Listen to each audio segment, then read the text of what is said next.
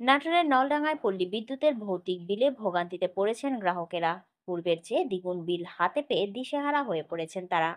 বিগত সময়ে প্রতি মাসে যে বিল আসতো তার চেয়ে চলতি মাসে অতিরিক্ত বিল আসায় এই ভৌতিক বিলে ক্ষোভের সৃষ্টি হয়েছে গ্রাহকদের মাঝে। ভুক্তভোগী গ্রাহকদের অভিযোগ, পল্লী বিদ্যুৎ অফিসের কতিপয় ব্যক্তির অবহেলার কারণেই এমনটি হচ্ছে।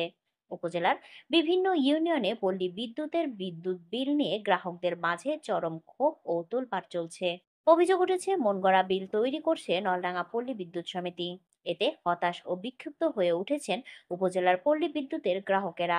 এছাড়াও অনেক গ্রাহক অভিযোগ করেন, পূর্বের বিল পরিশোধ করার পরেও বকেয়া হিসেবে নতুন বিলে তা যোগ করে দেওয়া হয়েছে। উপজেলা ছাত্রদলের সভাপতি আব্দুল্লাহ আল বাকি সুমন জানান, তার বাড়িতে মাত্র ৩ জন মানুষ বিদ্যুৎ ব্যবহার করেন।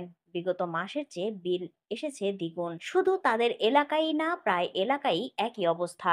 মাধনগর গ্রামের আক্তার হোসেন, রুবেল জোয়াদ্দার সহ অনেকেই জানান, তারা বিগত মাসের বিল পরিশোধ করার পরেও তাদের অতিরিক্ত বিল এসেছে। তারা এর সুষ্ঠু সমাধান চান। নাটোর পল্লী বিদ্যুৎ সমিতি একের নলডাঙ্গা সাব জোনাল অফিসের সহকারী জেনারেল ম্যানেজার মোহাম্মদ ইমরুল কায়েস ওয়েলডেম অতিরিক্ত দায়িত্ব বলেন, অতিরিক্ত কোনো বিল প্রদান করা হয়নি। অনেকেই বিকাশে পেমেন্ট করেন। বিকাশের সফটওয়্যারের সমস্যার কারণেই তাদের অফিসে বিল পরিশোধ হয়নি। সেই জন্যই বিল পেন্ডিং দেখাচ্ছে।